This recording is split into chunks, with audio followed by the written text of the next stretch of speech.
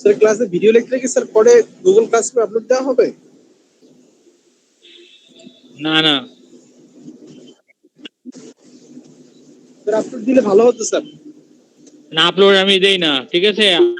আপনারা ক্লাস করেন, লেকচারে যে পিডিএফ দেওয়া আছে ওইখান থেকেই লেকচার মৌখিকভাবে যেটা বুঝাই দেবো ওইটাই,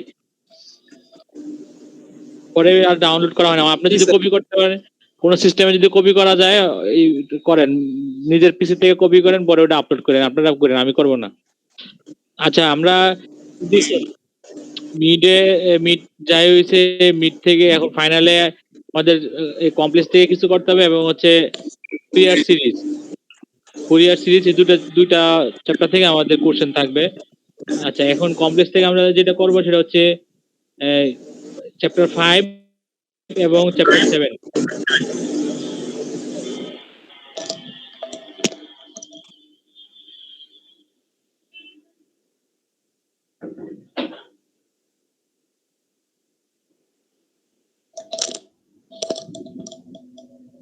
স্যার ফুল স্ক্রিনে দিলে ভালো হয়। আপনারা কি পেজটা দেখতে পাচ্ছেন?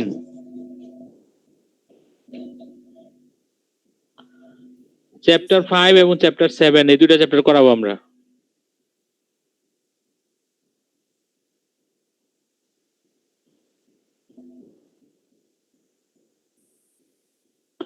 চ্যাপ্টার 5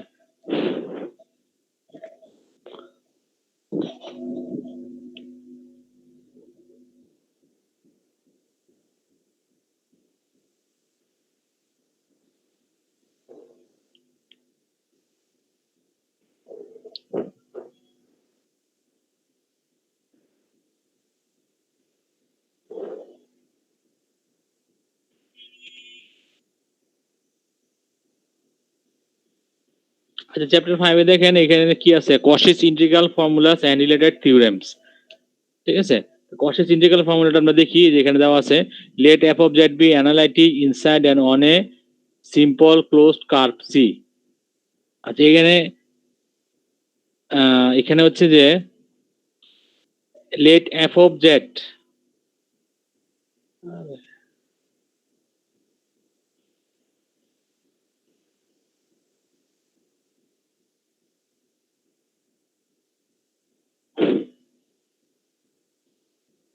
আচ্ছা, f of z be analytic inside, f of z আছে একটা কমপ্লেক্স ফাংশন, এফ অফ জেডটা কি একটা কমপ্লেক্স ফাংশন, এটা অ্যানালাইটিক কোথায়, inside and on a simple closed curve C. এই যে কার্ভটা, এটা হচ্ছে সিম্পল ক্লোজড কার্ভ, মানে কি আবদ্ধ কার্ভ, এটা সার্কেল ক্লোজড কার্ভ, ঠিক আছে? এই সি দিয়ে এটা ডিনোট করছে সি। এখন এফ অফ জেডটা হচ্ছে একটা ফাংশন, এটা অ্যানালাইটিক কোথায়, ইনসাইড মানে ভিতরে, এবং হচ্ছে অন মানে হচ্ছে বাউন্ডারিতে, হ্যাঁ, বাউন্ডারি পয়েন্ট গুলো। তো এটা হচ্ছে ফাংশনটা হচ্ছে অ্যানালাইটিক ফাংশন। আমরা অ্যানালাইটিক ফাংশন কাকে বলে এগুলা ডেফিনেশন শিখেছিলাম। And let a be any point inside C, a হচ্ছে এই সি সার্কেলের ভিতরের যে কোনো একটা পয়েন্ট। দেন এ পয়েন্টে, এই যে এ পয়েন্টটা আমরা বললাম, এ পয়েন্টে ফাংশনটার মান কত হবে, যে এফ অফ জেড যে ফাংশনটা আছে, এফ অফ জেড ধরেন হচ্ছে যে একটা ফাংশন আমরা নিলাম এক্স প্লাস আই ওয়াই, একটা ফাংশন, বা যে কোনো একটা কমপ্লেক্স ফাংশন, ফাংশনটা কমপ্লেক্স হইতে হবে, ঠিক আছে? F of z equal two আমরা কি ধরলাম, যে এক্স প্লাস আই ওয়াই, এটা ধরলাম, ঠিক আছে? এখন এই এফ অফ জেড ফাংশনটা এখন এ পয়েন্টে, এই যে এ পয়েন্ট ইনসাইড দ্য সার্কেল, এ পয়েন্টে এফ অফ জেড ফাংশনটার মান কত সেটা বের করতে হবে। সেটা আমরা মান কিভাবে বের করতে পারবো, এই ফর্মুলাটা ইউজ করে, যে 5.1 যে ফর্মুলাটা আছে এই ফর্মুলা ইউজ করে আমরা এ পয়েন্টে মান বের করতে হবে। কিন্তু এখানে প্রথমে আমাদের যেটা করতে হবে, যে এ পয়েন্টটা ইনসাইড দ্য সার্কেল কিনা এটা দেখতে হবে, এবং ফাংশনটা এফ অফ জেড ফাংশনটা অ্যানালাইটিক কিনা ইনসাইড দ্য সার্কেল এবং অন দ্য কার্ভ। দুইটা জিনিস খেয়াল করতে হবে, একটা হচ্ছে কি, যে এফ অফ জেড যে ফাংশনটা দেওয়া থাকবে সেই ফাংশনটা অ্যানালাইটিক কিনা। অ্যানালাইটিক হওয়ার জন্য কি শর্ত, কি অ্যানালাইটিক হওয়ার জন্য শর্ত হচ্ছে যে হচ্ছে এই f of z be analytic inside and simple closed curve C. Analytic হওয়ার জন্য শর্ত কি,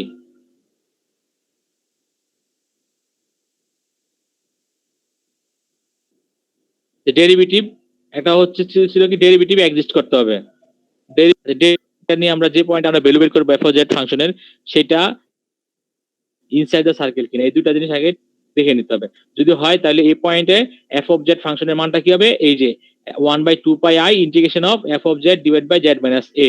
তাহলে এফ অফ এর মান কত হবে, 1/2 পাই আই ইন্টু এই যে এফ অফ জেড মূল ফাংশনটা, এটা কি ইন্টিগ্রেশন করতে হবে, এফ অফ জেড কে আবার ডিভাইড করতে হবে জেড মাইনাস এ দিয়ে, F of Z K divide করতে হবে জেড মাইনাস এ দিয়ে ডিভাইড করে যেই জিনিসটা পাওয়া যাবে এটাকে ইন্টিগ্রেশন করতে হবে, করলে 2 পাই দিয়ে গুণ করতে হবে, তাহলে আমরা এফ অফ এর মান পাওয়া যাবে।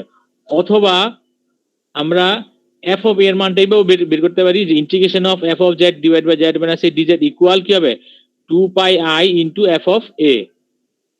এই ইন্টিগ্রেশনের মানটা অনেক সময় ইন্টিগ্রেশনের মান বের করতে হইতে পারে, তাহলে এই ইন্টিগ্রেশনের মানটা কি হবে, ইন্টিগ্রেশনের মান হবে ইকুয়াল এই 2 পাইটা নিচে যেহেতু 1/2 পাই, তাহলে কি হবে লেফট সাইডে নিয়ে আসলে গুণ হয়ে যাবে এফ অফ এ এর সাথে। এফ অফ এর মানটা পাবো কোথা থেকে, এফ অফ এর মানটা পাবো এফ অফ জেড এর জায়গায় এ বসাই দিলে এফ অফ এর মান পাওয়া যাবে। আর এ পাবো কোথা থেকে, এই যে জেড মাইনাস এ যে আছে, এই জেড মাইনাস এ ইকুয়াল যদি আমরা 0 ধরি তাহলে জেড ইকুয়াল টু কি হবে, এ হবে, তাহলে জেড এর মানটাই হচ্ছে এর মান।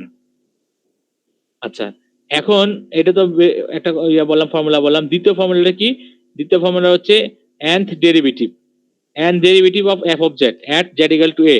তাহলে z equal to a পয়েন্টে f of z ফাংশনের nth ডেরিভেটিভের মান কত হবে, nth ডেরিভেটিভ n এর মান 1 হলে ফার্স্ট ডেরিভেটিভ, 2 হলে সেকেন্ড ডেরিভেটিভ, 3 হলে থার্ড ডেরিভেটিভ, 3 হলে থার্ড ডেরিভেটিভ, 4 হলে ফোর্থ ডেরিভেটিভ, এভাবে n এর মান 1 থেকে শুরু হবে, 1 2 3 4 5 6 যাই হয়। তাহলে যে কোনো যে ডেরিভেটিভের মান a পয়েন্টে কত সেটা আমরা বের করব এই ফর্মুলাটা দিয়ে, সেটা কি f n f to the power n of a, অর্থাৎ এই f অফ a টাকে, এই যে f অফ a টাকে nth টাইমস ডেরিভেটিভ করতে হবে।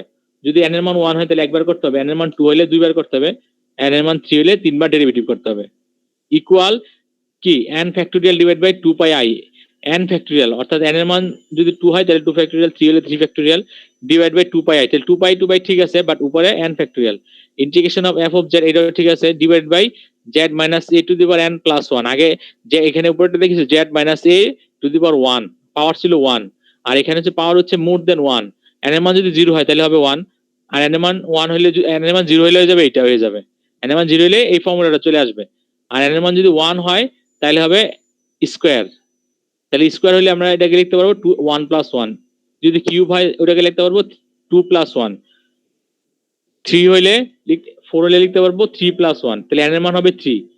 সাপোজ ধরেন z minus a to the power 5 আছে, তাহলে এটা কি লিখতে পারবো 4 প্লাস 1, তাহলে n এর মান কত 4। এই এখন আমরা এই দুটো ফর্মুলা ইউজ করে আমরা কিছু ম্যাথ দেখবো, ম্যাথ সলভ করব।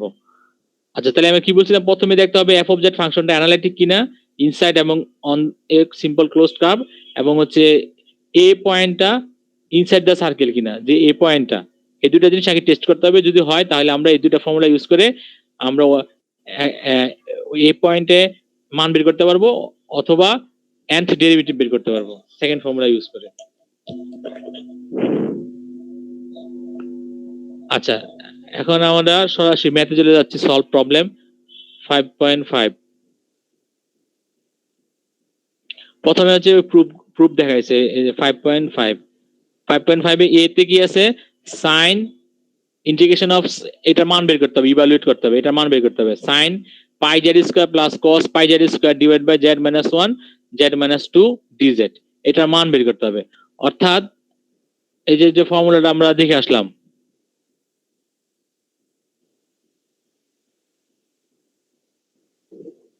যে ফর্মুলাটা আমরা দেখে আসলাম, এই যে প্রথম ফর্মুলাটা, অর্থাৎ এই যে ইন্টিগ্রেশন এতটুকু মান বের করতে হবে, ইন্টিগ্রেশনের মান বের করতে বলছে, বাকিগুলা তাহলে এই ইন্টিগ্রেশনের মান কি হবে 2 pi i into f of a, ইন্টিগ্রেশনের মান, আমাদের এখানে ইন্টিগ্রেশনের মান বের করতে বলছে।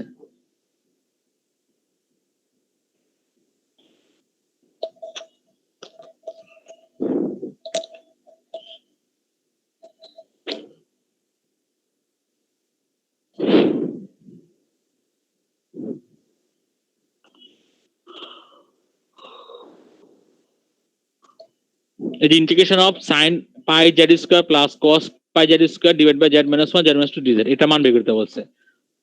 তাহলে আমাদের প্রথমে যেটা করতে হবে যে z minus 1 z minus হচ্ছে sin pi z square plus cos pi z square, এই যে উপরে যে ফাংশনটা আছে sin pi z square plus cos pi z square, এই পুরোটা হচ্ছে f অফ জেড। ঠিক আছে, পুরোটাকে আমরা ধরে নিব f অফ জেড। যেমন এই যে পরের প্রবলেমটা 5.5 এ বি নাম্বারে কি আছে, e to the power 2z, এই টু দি পাওয়ার 2z টা কি f অফ জেড। বি নাম্বারটা যেমন ধরছে let f of z equal to e to the power 2z, এরকম আমরা এখানেও ধরে নিব let f of z equal to sin pi z square plus cos pi z square. তাহলে এটা হচ্ছে f অফ জেড। তো f অফ জেড বাদ দিলে থাকে কি 1 by z minus 1 z minus 2, এটাকে যদি আমরা লসাগু করি তাহলে লেখা যায় 1 minus 2z minus 1 minus 1 by z minus 1, এটা ভাঙা যায় আর কি। এখন যদি ভেঙে লিখি তাহলে এই ইন্টিগ্রেশনটা আবার দুইটা পার্ট হয়ে যাবে, যেমন এখানে কি দুইটা পার্ট হয়ে গেল, মাইনাস দিয়ে দুটো আলাদা হয়ে গেল, তাহলে এই ইন্টিগ্রেশনটা দুইটা আলাদা হয়ে যাবে। 1 এর সাথে যদি আমি sin প্লাস cos গুণ করি তাহলে তো ওইটাই হবে, এই 1 এর সাথে আবার এই 1 এর সাথে মাঝখানে হচ্ছে মাইনাস, তাহলে দুইটা ইন্টিগ্রেশন বের হবে। আবার এই দুইটাকে যদি আমি লসাগু করি তাহলে কিন্তু এইটাই চলে আসবো, z minus 2 into z minus 1 করলে কিন্তু আবার এইটাই চলে আসে। তাহলে ভেঙে নিলাম আমরা, দুইটা ইন্টিগ্রেশন আসলো। এখন এই এখানে ফার্স্ট পার্ট, এটা সেকেন্ড পার্ট, এটার ইন্টিগ্রেশন, এটার মান বের করতে হবে, এটার মান বের করতে হবে, মান বের করে এখানে বসাই দিলেই আমরা এই নাম্বারে সলিউশন পেয়ে যাব। আচ্ছা, তাহলে এখন এটার মান কিভাবে বের করবো? তাহলে এখন আমাকে ফার্স্টে যেটা করতে হবে সেটা হচ্ছে পোল বের করতে হবে, মানে ওই যে a এর মানটা বের করতে হবে। এখন যাই হোক, এখানে কিন্তু একটা সার্কেল দেওয়া আছে, z minus z modulus of z equal to 3, ওই যে ক্লোজড সার্কেল, যেটা এই যে ক্লোজড সার্কেল, যেটা আমরা এই যে সার্কেলগুলা, এই যে ক্লোজড সার্কেল, এই সার্কেলটা দেওয়া আছে কত, modulus of z equal to 3, এই যে দেওয়া সার্কেল হচ্ছে 3, অর্থাৎ এটা এই এমন একটা সার্কেল যার রেডিয়াস হচ্ছে 3। আচ্ছা, তাহলে এখন আমরা এখান থেকে যে z মাইনাস 2 ইকুয়াল টু 0 ধরি, তাহলে z এর মান কত আসছে 2, আর এখানে z মাইনাস 1 ইকুয়াল টু 0 ধরি, তাহলে z ইকুয়াল টু 1 আসছে। তাহলে এখানে a হচ্ছে, এর মান হচ্ছে 2, আর এখানে এর মান হচ্ছে 1। এখন এই 2টা কি ইনসাইড দ্য সার্কেল কিনা, এর মান যে 2টা ইনসাইড দ্য সার্কেল কিনা, এর মান a ইকুয়াল 2 মানে হচ্ছে যে এটা ইনসাইড দ্য সার্কেল, কারণ কি এটা এই যে সার্কেলটা আছে দেওয়া আছে গিভেন, এটা রেডিয়াস হচ্ছে 3, আর এটা এর মান কত আসলো 2 আসলো, তাহলে 2টা লেস দেন 3 না, তাহলে ইনসাইড দ্য সার্কেল। আবার 1 হল ইনসাইড দ্য সার্কেল। যদি এখানে 2 এর জায়গায় 4 আসতো বা 3.5 আসতো তাহলে এটা আউটসাইড দ্য সার্কেল হয়ে যেত, তখন আর ইনসাইড থাকতো না। অর্থাৎ এর মান যদি রেডিয়াস থেকে খুব কম হয় তাহলে ইনসাইড দ্য সার্কেল হয়। আচ্ছা, তাহলে এর মান ইনসাইড দ্য সার্কেল, এবং যে ফাংশনটা f অফ z ধরেছিলাম এটাও কিন্তু আবার এই সার্কেলের মধ্যে অ্যানালাইটিক।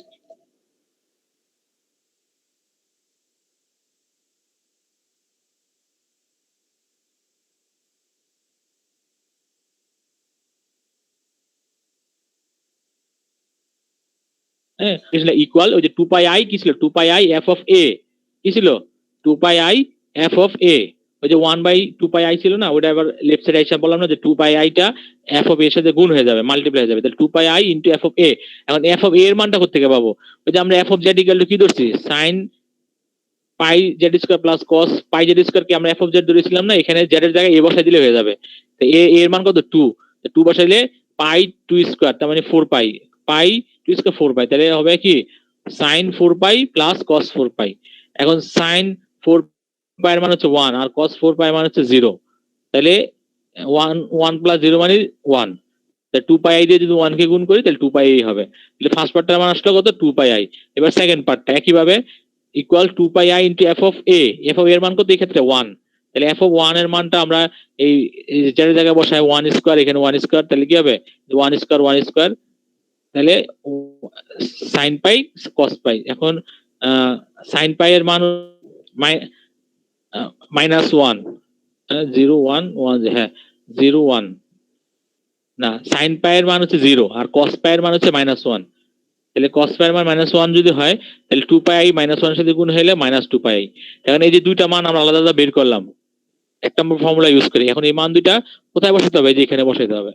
হ্যাঁ, এখানে বসালে, এখানে যদি আমরা 2 পাই i বসাই মাইনাস 2 পাই i, তাহলে কত হবে প্লাস, তাহলে 4 পাই i হবে এটার অ্যান্সার। তাহলে এই নাম্বার অ্যান্সার কত হবে, এই যে 4 পাই i, then the required integral has the value 4 pi i। তাহলে আমরা ফার্স্ট ফর্মুলা ইউজ করে আমরা এটাকে সলভ করলাম। আচ্ছা, কারো কোনো কোশ্চেন তাহলে বলতে পারেন, বুঝতে পারেন নাই? এরকম অনেকগুলো প্রবলেম, সাপ্লিমেন্টারি প্রবলেম নিজেদের সলভ করতে হবে।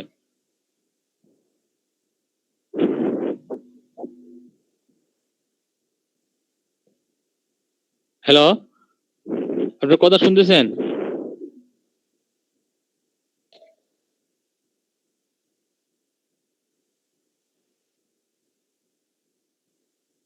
বললাম যে বুঝতে পারছেন কিনা।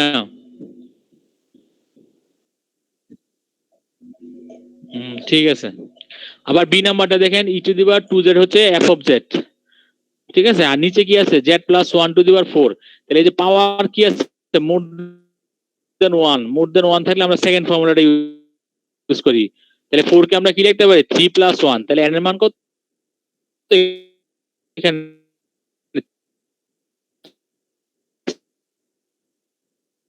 সেটা আমরা মডুলাস করি, তাহলে কি হবে, জেড ইকুয়াল টু প্লাস 1 হবে। Modulus of z equal two plus 1। আর এখানে কি আছে, modulus of z equal two 3। তাহলে মডুলাস অফ জেড ইকুয়াল যদি 1, সেটা কি হবে, একটা সার্কেল হবে যার রেডিয়াস হচ্ছে 1। আর এখানে মডুলাস অফ 3 ইকুয়াল 3 মানে একটা সার্কেল যার রেডিয়াস হচ্ছে 3। তাহলে বোঝা গেল যে এই 1টাও কি এই সার্কেলের মধ্যে আছে। তাহলে এখানে এর মান কত, -1। এক্ষেত্রে এর মান হচ্ছে -1 আর এর মান হচ্ছে 3। তাহলে এখন আমরা এই সেকেন্ড ফর্মুলাটা ইউজ করে আমরা এটা ইন্টিগ্রেশনের মান বের করতে পারবো।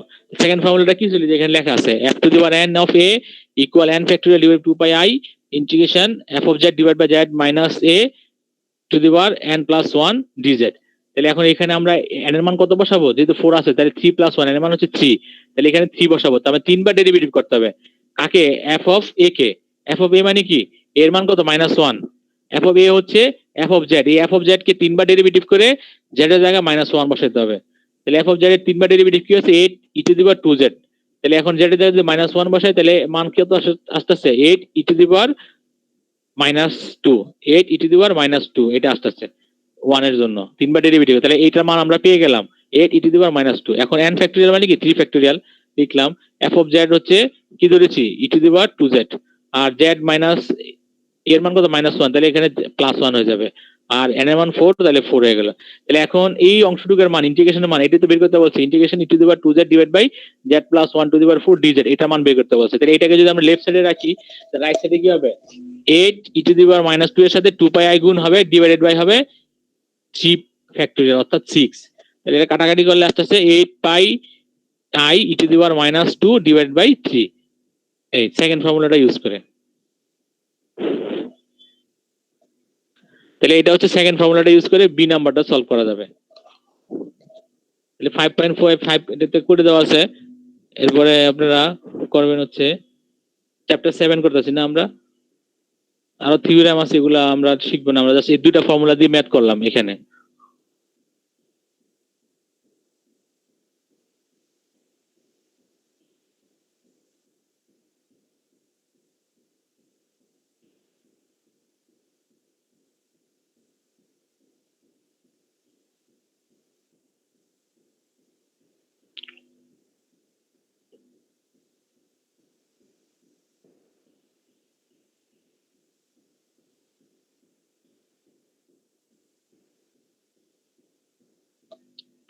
এই যে এখানে আছে 5.29, এটাকে সলভ করা যাবে। এই যে 5.29,